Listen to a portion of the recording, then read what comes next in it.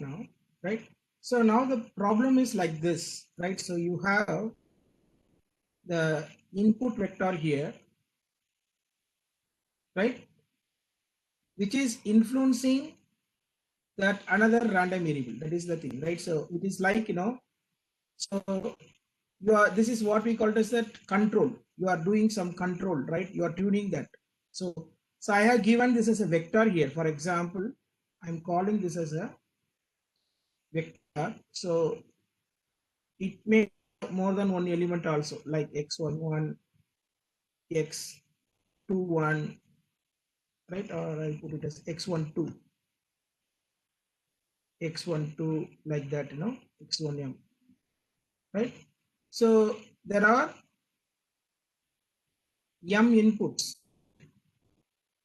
right? So this is the vector telling. What I'm trying to say here is it is not necessarily a single variable, right? So it is like the many parameter you are actually fixing. Like for example, in a circuit, right? It could be something like fixing resistor, inductor, and then capacitor, right? Like this.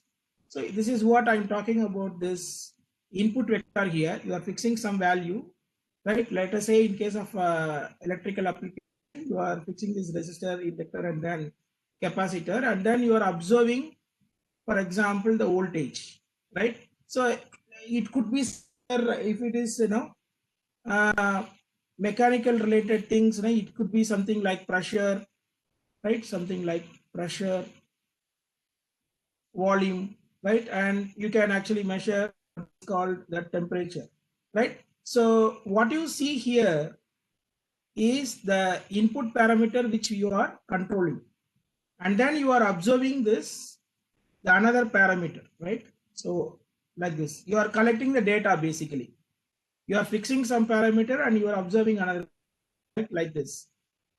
Interested in establishing the relationship between these two. That is what this regression problem is, right? The regression problem is like this.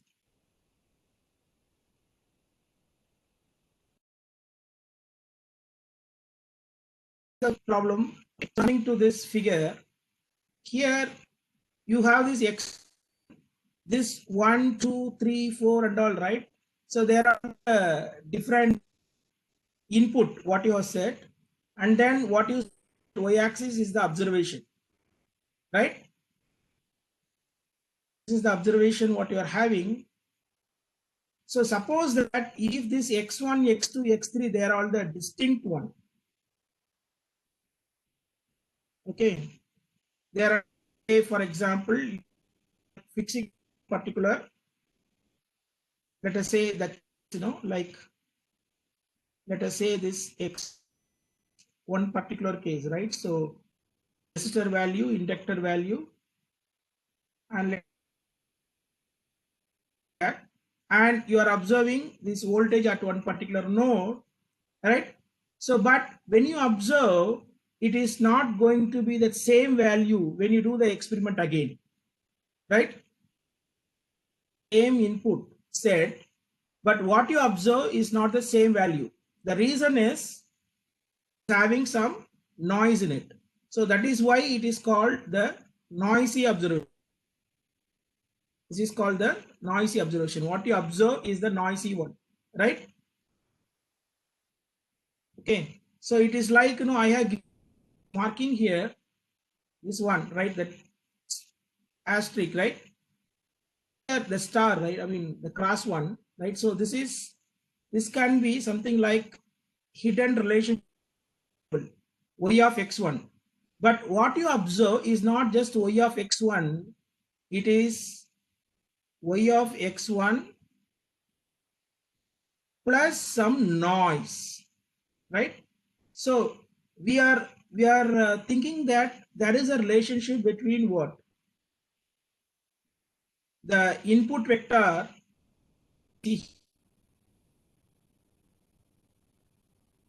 and functional value y of x1. This is the parameter which we are interested on. It could be the voltage, for example. In this case, we can think of capacitor as three different values what you are fixing, right? And maybe the observation, right? Y of x1, that could be considered as the voltage, right? So like this, right? You are actually, these three variables are influencing, right, particular value v ideally. But when you observe, you are not exactly getting y of x1, but it is getting added with this noise epsilon here, right? So this the noise, of course, as of now, we can actually that it is Gaussian distributed. This notation indicate that, right, the variable is, right, epsilon is Gaussian distributed with, and the variance is sigma square, right? So it is like that. Okay, so now what is, you are given an observation set, right? T1, T2, T3, and so on up to Tn. I mean, in more general, it is n. I have given up to 8 in this. Excuse me, sir. So, Excuse me, sir. Sir, what does the letter T signify? Does it signify time intervals or what? hello. Sir. Uh, T Notion, stands for what, representation. sir? T stands for Don't think, time. okay, okay, I understand your question, right? Okay. So, it is not necessary that x1, x2, they are all of having equal intervals and all. This is again, this is only the representation. It is not the proper graph, where we normally have equal scales in that and all. It is just the representation what I have given, right? So when you have this x1 as the input, right? So it is, so the scaling is not there. Forget about that scaling, what is there in that x-axis, right? It is only the representation what I have given. For a typical values of x1, you are actually observing this value as t1. T1 is what you observe, but there is a relationship between, hidden relationship between x1 and what actually you wanted to measure, right? Y of x1, establishing the relationship, right? So this figure, this x-axis, whatever the interval I have given, you need not worry about it. It is only the representation. It is not the regular graph where you usually give what equal spacing here. It is only the stem diagram, discrete thing, and this x1, x2, x3, they are only the representation in the vector form. So don't think in the regular graph what normally we have that function of x and all, right? So here, and the interval you need not worry about it. What I'm trying to say here is the exact value. See, in this case, I told that we have this resistor, inductor, and then capacitor, and then you are having the relationship, establishing the relationship, which is basically y of x1, which is, let us say that it is voltage here. Let us consider that. But what you observe is t. It is not that y of x1, because the same value if you give, you will not get the same value as v here. You will get different values at different time instant. I mean, different attempts, right? So what we say that this t as the noisy observation, right? This t1, t2, t3, and so on up to this tn, right? Here I have written up to 8, but in more general, these are all the noisy observations. We can say like this. These are all the noisy observations corresponding to the input vector, right? Like x1, x2, x3, and so on up to this xn. They are all the input controlling variable, we can say like that. So we are having now training data. N indicate that we are having n training data. We are now planning to establish the relationship, right? So what we are going to do here is, we are going to use this parametric approach. Today we are going to discuss about that one in detail. What is that parametric approach to do this job, right? So now here we are going to model this y of x1, right, as like, W transpose phi of, let me put it as this one as x here, so that, right, so we have this W transpose phi of x. So this is what this relationship which we are trying to establish. For example, if I take W naught, I mean the W is a vector here, W naught, phi naught of X plus W1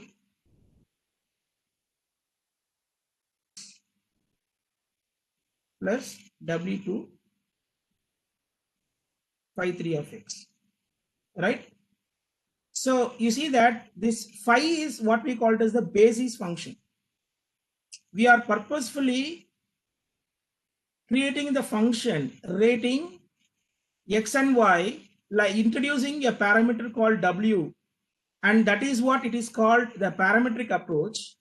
This W0, W1 and W2, they are all the parameters introduced here to establish the relationship. And remember that what is given to you is the T. That is very important, right? So what you observe is the noisy observations, T1 all the way up to this Tn, right? So it is like, T1, T2 and so on up to this Tn. They are all the noisy observations. That is what is actually given to you. Of course, the corresponding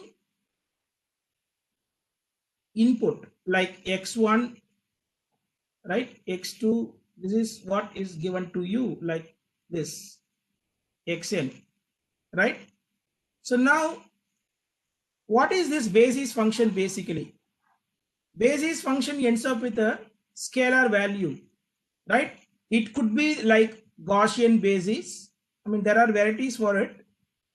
We are going to discuss this one in detail later on, right? But I'm just telling that Gaussian basics, it could be a polynomial basis,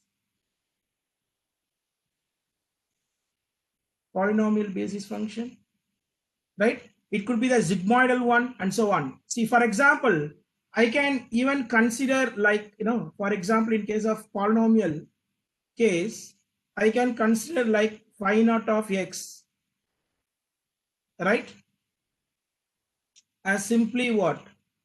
Something like that. Let us consider now, time being for understanding purpose, and this X vector is having only one element in it as a scalar. We can of course generalize this one for the vector also. We'll see that. So as far as this expression is considered, right, we are going to consider this X vector as X scalar only, right? So now in this case, here also I will use it as a scalar. What does it mean is only one variable is influencing. That is what the meaning is. The input is one and the observation is also single element, like phi naught of X, let us say, instead of having vector here. We can of course have the expression for vector also. We are going to discuss that one in the coming class one by one, right? So now what you see here is you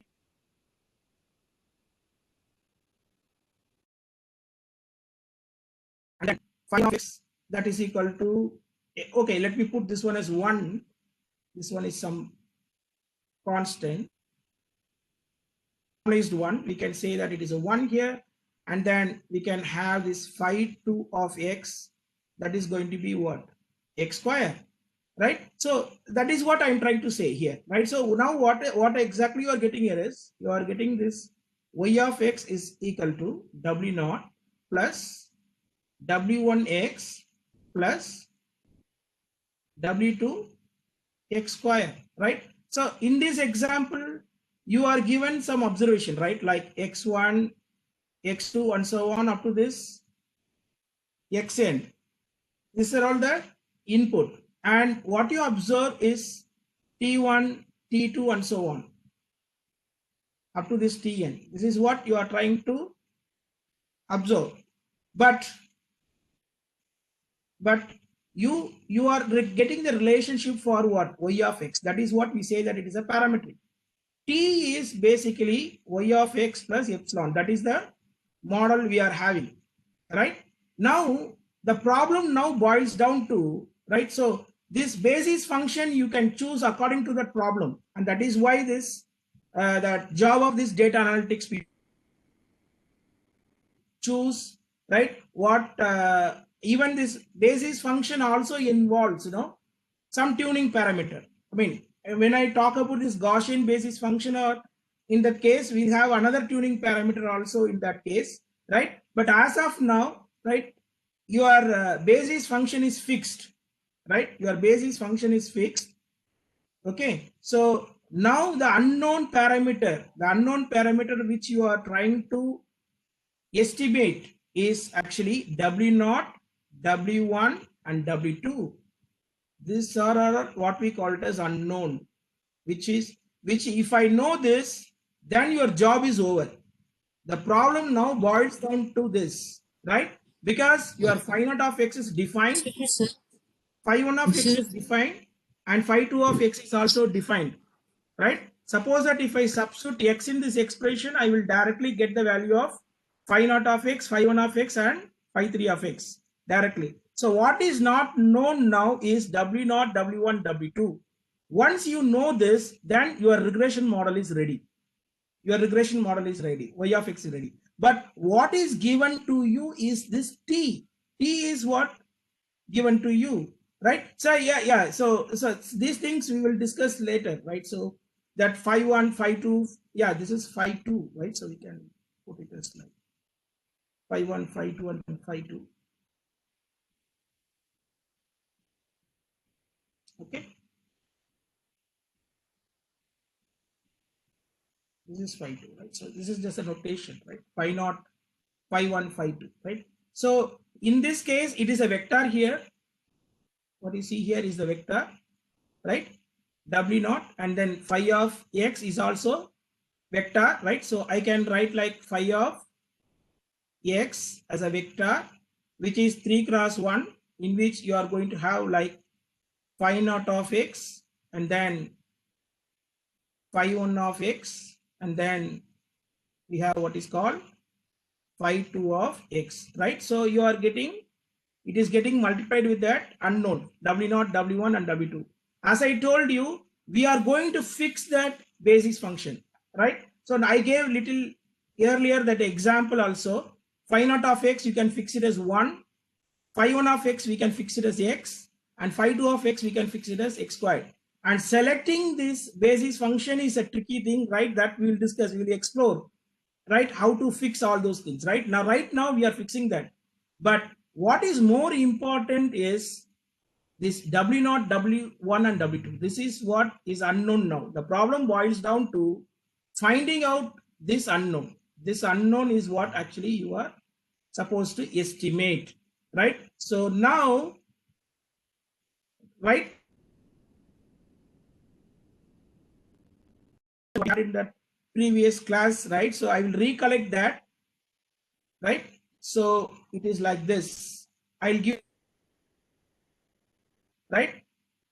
So now don't worry about what I have written in that this expression, right? You have to see to the new set of rules, right? Or otherwise the summary, what we had it in that previous class, right? So let me have something like, suppose that if I have the random variable x, right? And you wanted to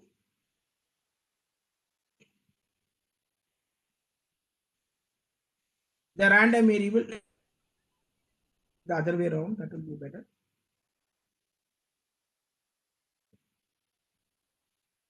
You are observing the random, right? But you wanted to estimate the random variable x.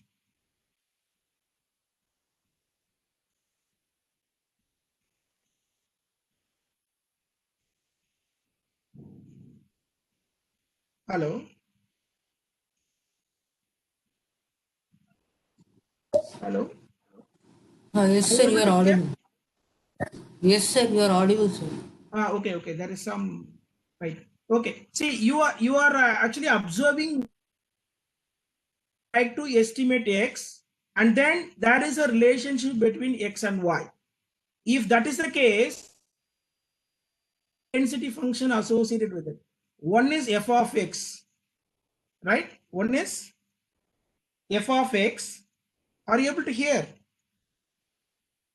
Hello. Yes, sir, we are able to hear. Yes, sir. Sir, Yeah. the audio is breaking, sir. Okay. Right. F of x is the prior. F of x is the which you are trying to estimate. Accordingly only you have to think, right? This is the thing which you are trying to estimate, right? So we have what is called this prior density function. F of x is the prior density function. You have to, right? And you have what is called f of x given y. That is called the posterior density function. This is called posterior density function. And one more interesting function which I introduced but not explained much is f of y by x, which we call it as likelihood function, right? Why these three functions are important, right? We are interested only on this posterior. That is very important. I tell you the reason for having other density function as far as this estimation is considered, but this function is more important, right? Suppose that if I know this density function, then I can have a solution for this estimate given y. You are observing y. If I want to know about the estimation of x, remember that. So it is like, you are observing y and you wanted to estimate x, and there is a relationship between x and y. The problem is like that. I hope the problem is clear to you, right? So there is a relationship between the random variable x and y. You wanted to estimate x, and there is a relationship between x and y. That is the problem here, right? So in that case, actually for this one, right? Let me write only that, recall, right, whatever we had in the previous class, right? So one is the conditional mean. One is the conditional mean. Conditional mean of what? Conditional mean of the posterior density function, f of x given y, right? Or we have to go for this mode, conditional mode, or we have to go for what is called, right, this median, right? So, right, so this is the thing. What is given to you is the posterior density function. Then we have to go for either mean or median or mode of that conditional density function given y, right? In that, let us consider this mode. Mode, the another name for that mode, is actually, we know that maximum a posterior probability density function, MAP. It means that you have to find out the maximum of this what? F of x given y, right? So that is the meaning of it, right? So what does it mean, right? Suppose that if I have for a particular values of y, right? You are observing y means you are fixing that y is fixed, and then you are trying to find out what is the density function for fx given y, right? So this is what we have, because you already fixed that y. So it is going to be that function of x only, right? So in that, you are interested in finding out this peak, and this peak is what we call it as the estimate. That is what we are interested. No, we are interested in estimating x, right? So we have to find out this peak. This is what we call this is map, right? Of course, we have this mean. I don't want to discuss one more time, but today what we are going to discuss is most important. These density functions are not known. The posterior density function, all those things, right? So what we are having here is we have to use this likelihood function because they are interrelated. F of x given y is basically, we can write like f. This is very important. Please listen, right? So here, okay, so here you see that f of x given y is, that is equal to f of y by x into what? F of x, and here we get it is what? F of y in this, right? So it is like that. They are related using this base. F of x given y is f of y given x into f of x by f of y. This is given by this base, right? I mean this relationship, right? So suppose that if I go for this map, right? Maximum a posterior probability density function. In that case, we are interested in finding out the maximum of this f of x given y, right? but this function is not known. Somehow, suppose that if I have this likelihood function, right, and you see that you are interested in finding out this maximum of it. What is the value of x? That gives you the maximum value of what? F of x given y, right? This is what you need to max, right? I would like to know about the value of x that maximizes the function f of x given y. You understood the point, no? Like this, right? So now instead of doing that, you see that denominator doesn't have y. I'm sorry, x, right? So we are interested in finding out x,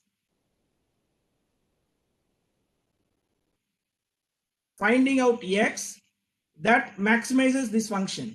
In the right hand side, this f of y doesn't have x. So if I want to maximize this, in the right hand side, I'm looking, right? So this f of x is the prior density function. So suppose that if this f of x, the prior density function, all this approximation we are doing because if I know really the posterior density function, we need not worry about going for what is called this likelihood. So now we are doing, so once again I'm telling, what we really need is the posterior density function f of x given y, and that is related with f of y given x. I want to maximize this. I would like to get a value of x that maximizes this, right? So in the right hand side, I'm looking. In the right hand side, what you see here is the denominator doesn't have the value of what? X here, right? F of y x, but f of x is, if you assume that it is uniform, right? I'll tell you that reason why that f of y difficult to get, but this one we can get by using this parametric model. We can get this. I tell you that is what the problem is, right? Now listen what I'm telling, right? So we can get this. Let us assume that f of x is uniform, right? So if I have this f of x is uniform and it is constant now, so it is uniform. Right? So if I don't know what is the prior density function of the unknown, to go for the worst case scenario that it is uniformly distributed throughout, we are choosing this constant here. Now what I'm going to tell you is very, very important. Instead of maximizing the posterior density function, we are going to take for maximization, because f of x we already made constant. F of y, what is there in the denominator, it doesn't have x, right? So what I'm going to write is more important, right? So let me write it here. Right, so let me put it here, right? So this is maximum likelihood estimation. Maximum, this is, I wanted to convey this. Maximum likelihood estimation is in practice to do, right? Maximum likelihood estimation, right? So what we do is, instead of going for conditional mean, conditional mode, and conditional median of this, we go for maximizing this likelihood function. And this is what we call it as maximum likelihood estimation. Now coming back to this original problem, we will discuss now the original problem of this linear regression, right? So now coming back to this, understand clearly, I just wanted to have a discussion on why we have to maximum likelihood estimation. For that only I thought of explaining all those things. Now you concentrate on maximum likelihood estimation. Now we are going for the solution for this problem. How to get this W0, W1 and W2? We go for what is called maximum likelihood estimation. Okay, this is what we are going to go for.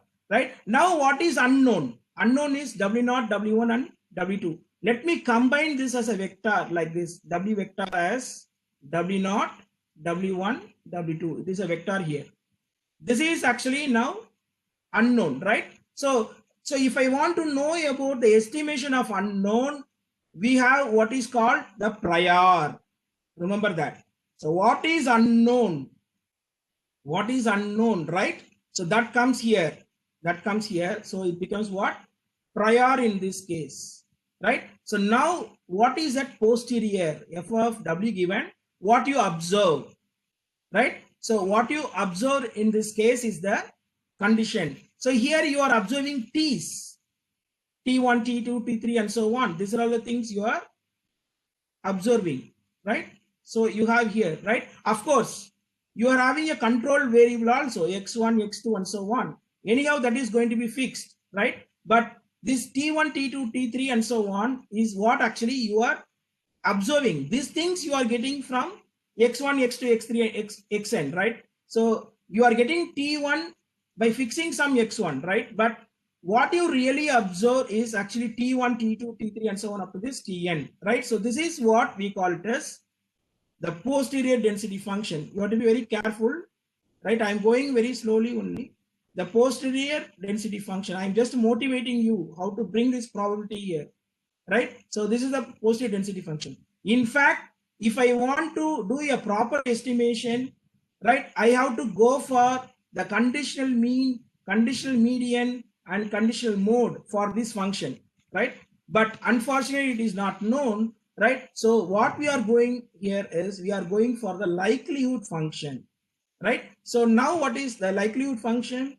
The observation will come in the, it is just the ulta, right? What is that observation that will come in the top, right? And what is that you wanted to estimate? It is going to be that in bottom. Of course, this x1, x2, x3, and so on, in both the case, it will be there, right?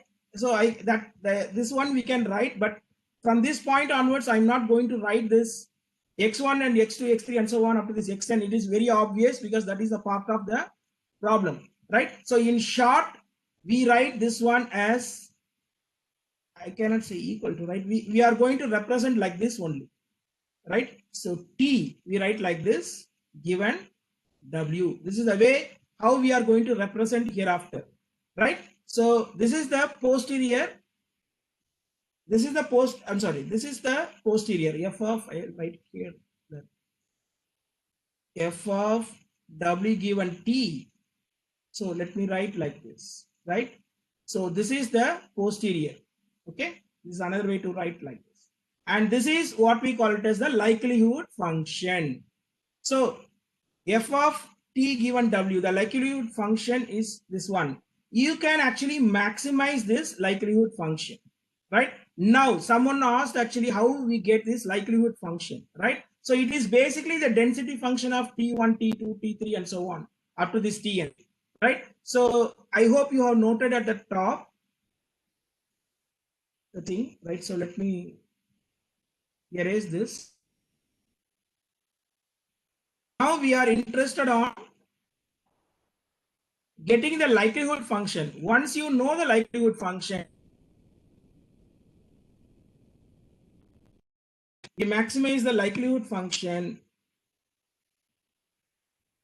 right? Likelihood function, right?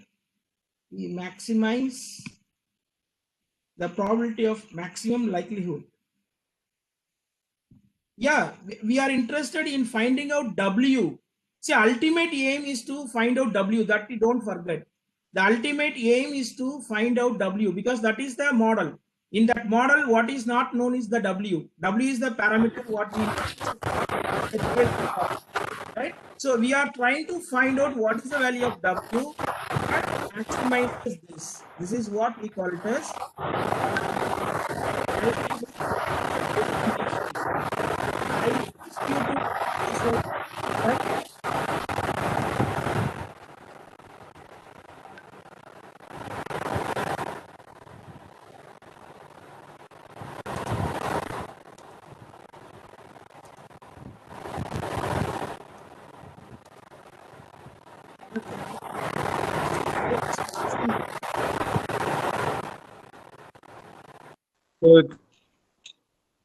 Kindly mute yourself. Okay, right. So now you wanted to maximize this, right? So what is the equation for it? So see, that is what, no, that we already had a model for it, right? So what is that model? We know that T, right? The T is basically y of x plus epsilon. T is a random variable, right? So what is the density function of T? Because of course, we can even write y of x as what? W transpose phi of x. We can write like that, right? We are assuming that the input vector is, right? Input is a scalar here. You can even more generalize, right? So you can have like this also, right? So this is what we are having. This is what the thing. This is a relationship we are having. So we would like to know what is the density function of this T, right? What is the density function of this T? Once this density function is known, if I write this expression for the density function of this, then the problem becomes simple. You wanted to simplify that just by maximizing that density function, just by maximizing this density function. But what is known to you is this epsilon is the random variable, right? Which is Gaussian distributed with mean 0 and variance is what? Sigma square, right? So this is known to you, right? So now given W, because we are interested in getting the density function of T given W, it is like, this constant, because phi, the basis function we already fixed, and in this case this W is also fixed. So the first one is constant, and only this epsilon, the noise whatever we are having, that is going to be the random variable, right? So now if I write something to understand you better, right, it is like T equal to some constant. Let timing will put constant here plus epsilon. This constant, this is what I'm talking about, this constant here. But this one is the random variable. This actually follows what? The Gaussian density function, right? So, so the density function for this epsilon, that noise, right? So this one, right, which follows like 1 by root of 2 pi sigma square, right? So let me take this random variable associated with this one is n, okay, for understanding, right? This is noise, right? So you keep it as like n square by 2 sigma square. This is the expression for what? This is the Gaussian density function having mean 0, and then variance sigma square, right? So this is what you are having. Now you see k is constant, this k is constant, and epsilon is Gaussian distributed with mean 0 and variance sigma square. What do you say about the random variable of T? Somebody type on the chat window. K is constant, epsilon is Gaussian distributed with mean 0 and variance sigma square. Intuitively, what do you say about? Excellent. Siva Shankaran has given justified, right? So same Gaussian with mean secret. Excellent, excellent. You are on the track. Very good, very good. Right. So now, so that's what I'm telling. This T follows Gaussian. Somebody asked how that likelihood function we are able to model, right? Because of this parametric approach, we are able to model the T given W. It is possible to model. Now we are able to do that. This is also Gaussian with same, with variance sigma square. This of course mathematically also we can prove, but as far as this course is considered, a intuitive understanding is also fine. So variance equal to sigma square and the mean is k, right? So we are actually having that mean get shifted. That's all. That is what this T is not just T, it is a vector here. We have this T1, T2, T3, and so on. N given W. This is what we want, right? So this is the density function we are looking for, right? Let me write it again, right? So f of T1, T2 and so on. There are the observations up to this T and there are the observations. And then given this W, this is what actually you want, right? It is not just single observation. You are having n observations corresponding to n input. So this is the observations you are having, right? Now we found for every T, it is going to be like this, So let me write the list like this, So it becomes now very simple. Now it is to solve this problem because once you got the density function, solving is very simple, right? So we have this T1, the random variable T1, right? This is going to be Gaussian. As I told you, this is Gaussian, right? Gaussian, I'm using the notation n, right? To say that it is a normal distribution, right? So only thing is what? The mean is getting shifted. You have to, of course, the variance is sigma square. And somebody told that the mean is k, fine, right? But what is k really? It is W transpose phi of x, right? So now, in case of T1, what could be the mean? The mean is W transpose phi of x1. It is like that. This is the mean. This is the mean. And this is the variance. Only mean gets shifted, right? So if you go for this T2, again, it is Gaussian distributed, right? We have this phi of x2. The mean is phi of x2 and then variance is what? Sigma square. It is like that, right? So in more general, right? So if I have this T subscript to be Gaussian distributed, that is normal distributed, suppose phi of xk, comma, the variance, right? So this is what we are interested on, right? So now what is joint density function?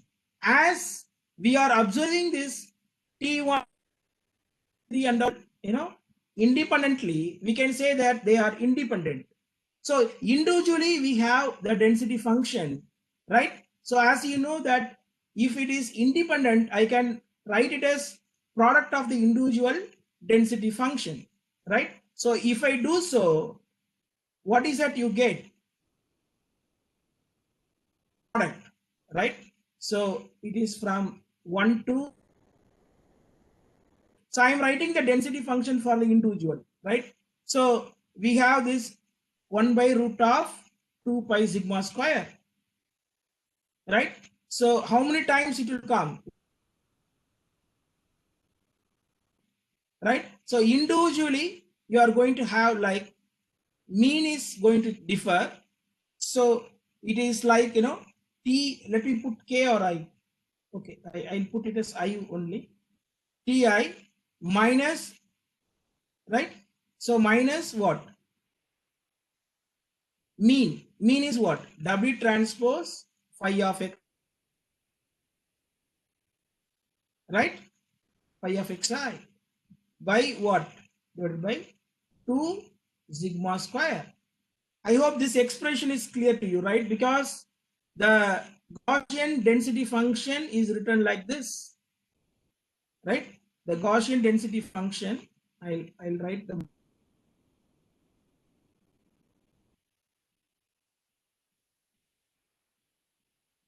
Right? For the random variable n, the general expression for the Gaussian is known.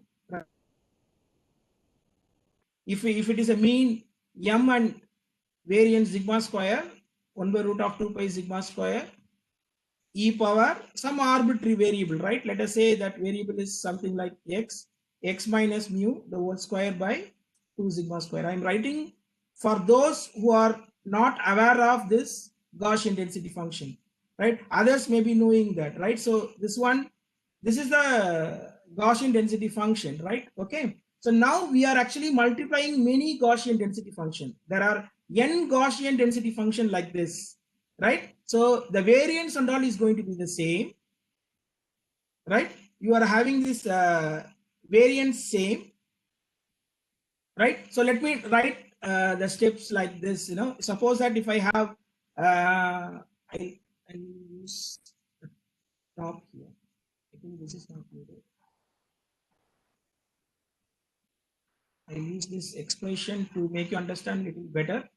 few elements, right? So what I'm doing is you are going to have that first term as 1 by root of 2 pi sigma square, and then the first element is going to be what? T1 minus W transpose x1, okay, by 2 sigma square.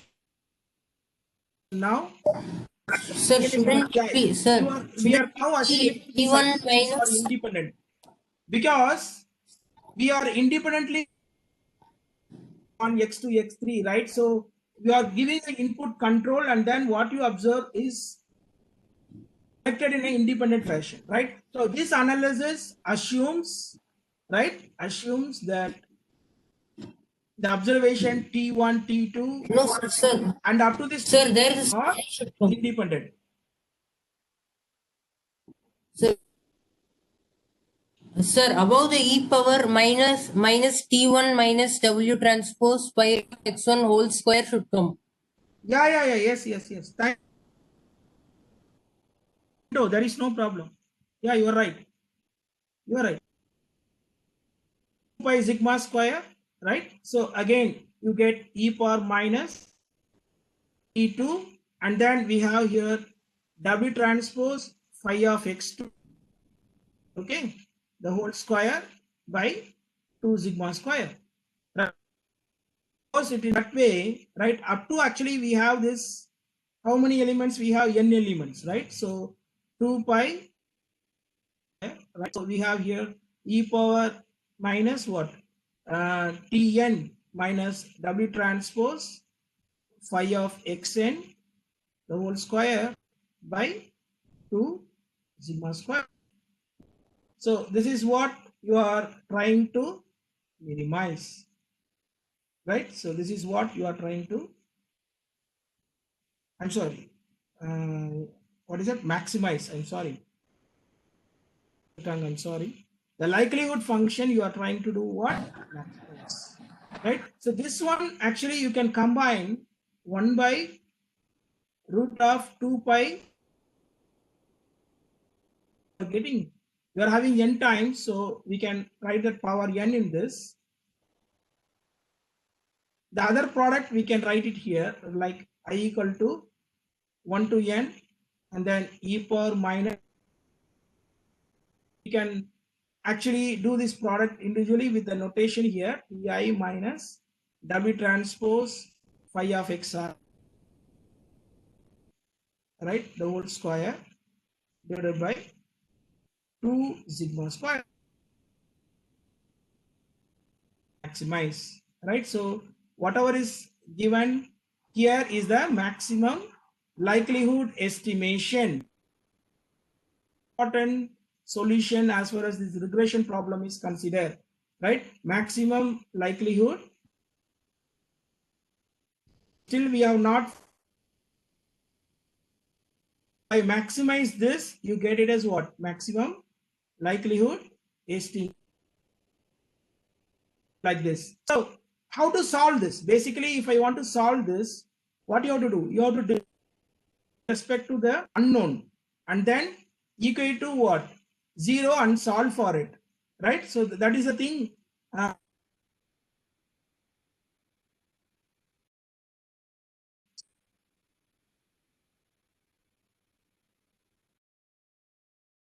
You can say that this exponential term is basically the function. It is increasing function. In that case,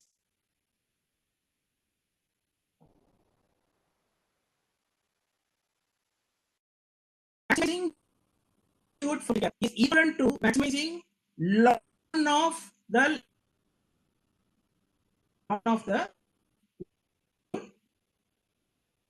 both to be the same. This is for the convenient we are doing, right? So one is, in this case, if I take log, I'll take this, right? So this one is constant, it becomes log here, but this is the product here, right? Product that will actually become summation, right? So it becomes minus, of course you get a big constant here, right? Because you take this logarithm of this, right? Some constant here, and then the second term actually becomes in place of the product, right? So that becomes a summation, and you get a very nice way to do the expression here. So it is convenient to solve here, right? So this is what we are maximize, right? Right. So this is what actually you're right. Okay. So now, as this is constant and as this negative, and if I rewrite this expression, okay, I'll put a marking here itself. This part alone, right? I'm just neglecting this k because that is constant, that is not playing any role, right? And I'm removing this minus sign here, right? I'm taking only this red color here, right? So if that is the case, then the problem actually becomes the minimization problem. This is equivalently saying whatever the marking I am having here, whatever the marking I am having in red, that we are trying to do what is called the minimization, right? So it is very interesting to get a final formation, right? We are trying to maximize this likelihood, but this one is what we call it as least square setup. Least square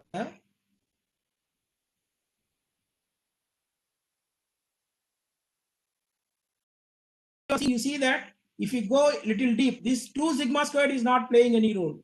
But what you see in the here, you see that Ti minus W transpose phi of Xi the whole square, right? And that expansion you are trying to minimize, right? So you are finding out this, and then you are trying to find out what is the total error involved in it, and that error you are trying to minimize. I hope this is clear to you, right? So now this to do here is the problem becomes the least square solution problem, right? And remember that the maximum likelihood problem ends up with the least square solution problem, right? Only because of why that is true? Because of what? Only because of somebody type. Assuming the uniform Gaussian. normal distribution for epsilon. Yeah, that is right, but you can type, right? So that is better. Okay, instead of telling, good, because I can also see who is typing. What you said is right. Yeah, good, right. Because of this Gaussian, only because that noise is Gaussian, maximum likelihood is Gaussian, because remember that this is very important, because that noise, for all other case, it may end up with 2 different solutions. You may not end up with this, right? As the noise is Gaussian, right? The maximum likelihood estimation same as that of the least square solution, right? So suppose that if I see now the problem is like this only. The problem is we can directly write 1 by sigma square is also not the playing any role. So we can directly like this is what our final requirement. So the moment when I do this, right? So see,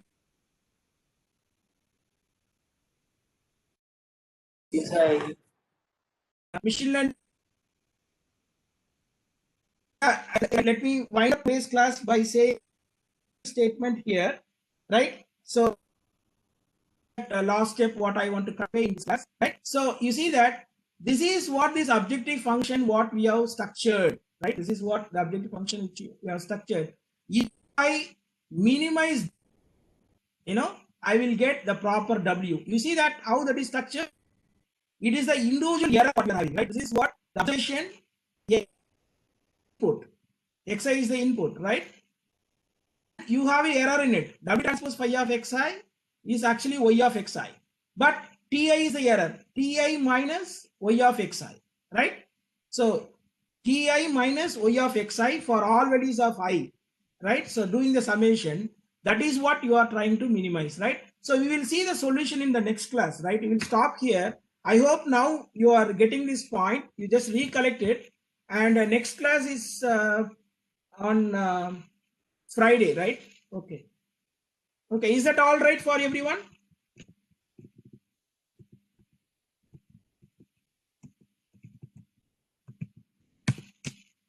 Sir, actually, many students were having problem with the class on Saturday. Okay, that we'll discuss separately in the chat, right? So that is okay. That we'll discuss